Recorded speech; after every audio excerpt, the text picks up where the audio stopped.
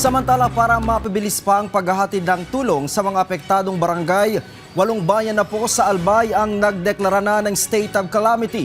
Si Paul Hapin ng Radyo Pilipinas Albay sa sentro ng balita.